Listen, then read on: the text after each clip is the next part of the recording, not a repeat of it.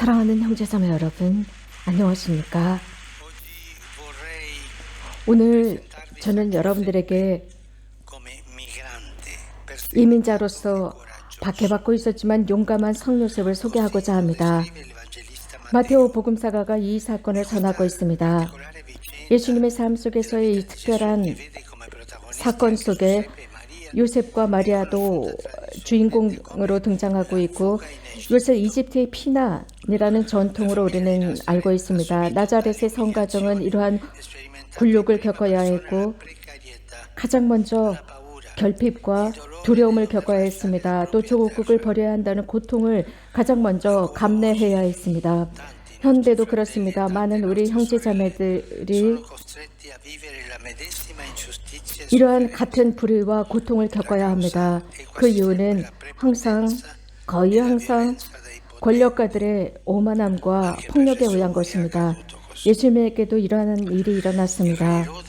헤로데 왕은 동방 박사들을 통해서 유대야의 왕이 태어났다는 것을 알게 됩니다. 그는 깜짝 놀랍니다. 그리고 불안합니다. 자신의 권력에 위협하고 있다고 느낍니다. 그러면서 예루살렘의 모든 권력가들을 모아들여서 유대의 왕이 태어난 장소를 어디인지 알고자 합니다. 그리고 동방 박사들에게 그 장소를 구체적으로 알고자 합니다. 그러면서 그도 가서 유대의 왕을 경배하고 싶다라고 거짓말을 합니다. 그러나 동방 박사들은 이미 알고 있었기 때문에 다른 길을 통해서 고향으로 돌아갑니다. 그러자 헤로데는 아주 재빠른 생각을 하게 됩니다. 베들레헴의 2살 이상의 아이들을 죽이기로 합니다. 당시에 동방 박사들의 계산에 의하면 예수님의 나이는 그 정도 되었었기 때문입니다. 그러나 당시에 천사는 요셉에게 꿈에 나타나서 아이와 어머니를 데리고 이집트로 피신하라고 가르쳐줍니다. 그래서 가르쳐줄 때까지 거기에 머물라고 합니다. 헤로데가 아이를 찾아서 죽이려고 한다는 소식을 알려줍니다. 현대의 많은 사람이 바로 이러한 불안을 느낍니다. 마음속에서 말입니다. 도망치자, 여기는 위험이 있다라는 느낌 말입니다. 헤로데의 이러한 계획은 파라오의 계획을 생각나게 합니다. 이스라엘 백성의 모든 남자아이들을 나일강에 던지는 것입니다. 이러한 이집트의 사건은 모든 이스라엘 사건을 기억하게 합니다. 아브라함에서부터 시작해서 요셉까지. 요셉은 야곱의 아들로서 형제들에 의해서 팔려갑니다. 그리고 그 지역의 백성의 지도자가 되고 또 거기에서 이집트인들의 노예가 됩니다. 그러니까 이집트에서 예수님의 생명을 구할 수 있었습니다. 하지만 헤로데는 예수님께서 피신하셨지만 그 만행을 저지릅니다. 여기에는 두 인물이 등장합니다. 서로 다릅니다. 헤로데, 그 폭력적인 난폭한 헤로데와 성요셉. 요셉은 용감하고 자비로웠습니다. 헤로데는 자신의 권력을 지키고자 했습니다. 있는 힘을 다해서 지키고자 했습니다. 처절한 폭력을 통해서입니다.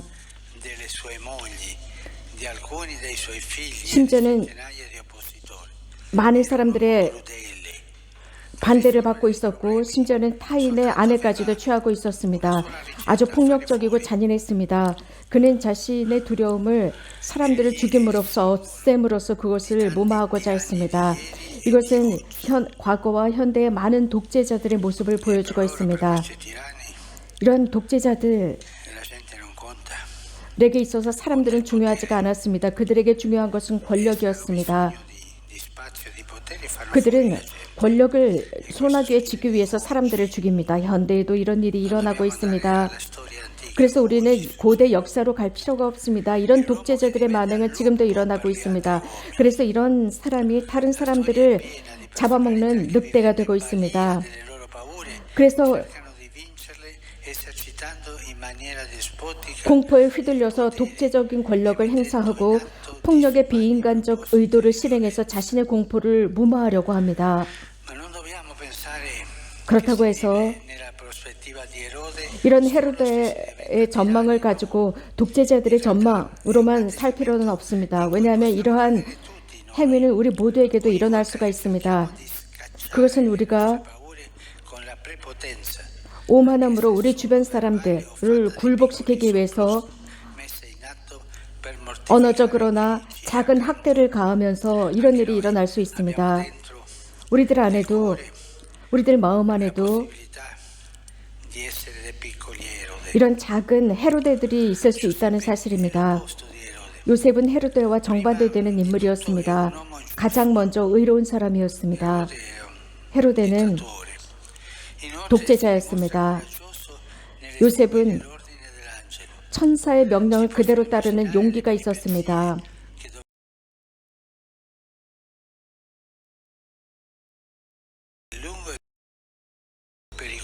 이런 오랜 그리고 위험한 여정 속에서 얻게 되는 많은 여러 가지 난관, 어려움을 생각해 보십시오. 언어도 다른 이국으로 가야 했습니다. 많은 어려움이 있었을 것입니다. 하지만 그쪽으로 갈 수 있는 용기가 있었습니다. 이러한 용기는 이집트에서 돌아올 때에도 드러납니다. 천사가 이야기해 주었을 때 그는 모든 두려움을 없애고 예수님과 마리아를 모시고 나자렛으로 갑니다. 이렇게 헤로데와 요셉은 서로 다른 인물입니다. 그래서 항상 이 인류의 두 얼굴을 보여주고 있습니다. 용기. 모든 사람들은 용기를 가지고 살아가야 합니다. 용기가 필요합니다. 우리들의 삶, 나와 여러분, 우리 모두의 삶은 용기를 전제로 하고 있습니다. 용기가 없다면 살아갈 수가 없습니다. 용기를 가지고 어려움을 매 일상에서 일어나는 이러한 어려움을 물리쳐야 합니다. 모든 시대에서 모든 문화 속에서 용기를 지닌 사람들이 있었습니다. 그래서 자신이 믿고 있는 것에 대한 언행 일치를 통해서 모든 난관을 이겨나가는 것이고 의로움을 지니고 살아가는 것입니다. 심지어는 죽음까지도 감수하면서 용기와 정의를 가지고 살아갑니다. 용기는 강인함을 의미합니다. 그래서 의덕과 지덕과 절덕과 용덕으로서 이것은 인간이 지녀야 하는 사추덕이라고 불리고 있습니다. 오늘 성요셉이 우리들에게 가르치는 것은 다름 아닌 바로 이것입니다. 삶은 늘 적대자가 있다는 것입니다. 그렇습니다. 위협받습니다. 두려워할 수 있습니다. 그렇다고 해서 우리들 안에 있는 그 잔인한 것, 헤로데처럼 그 잔인함을 드러내면서 어떤 순간들을 넘어서려고 하는 것이 아닙니다. 오히려 요셉처럼 행동하라는 것입니다. 요셉 앞에 두려움이 있지만 용감하게 앞으로 나가면서 하느님의 섭리에 맡기면서 살아가는 거라는 것을 보여주고 있습니다. 현대 모든 이민자들을 위한 기도가 필요하다고 생각합니다. 이민자들, 그들은 모두 박해받고 있습니다. 여러 다양한 상황 때문에 위협받고 있는 사람들입니다. 정치적인 상황, 역사적이고 개인적인 상황에 위협받고 있는 이들입니다. 많은 사람이 전쟁의 희생자가 되었습니다. 그들은 자신들의 조국, 살 수 없는 조국으로부터 떠나고자 했습니다. 이러한 이민자들, 자유로워지기 위해서 피난을 떠납니다. 그러다 결국은 피난길에 혹은 바다길에서 목숨을 잃곤 합니다. 마리아와 성요셉과 예수님은 피난길에 올랐습니다. 그 성가정을 통해서 현대 모든 이민자들을 그대로 보여주고 있습니다. 이것이 현실입니다. 현대 이민자들의 모습입니다. 그런 이민자들의 모습 앞에서 우리들은 눈을 감을 수 없습니다. 눈을 감아버린다면 이것은 인류 사회의 스캔들입니다. 성요셉, 당신께서는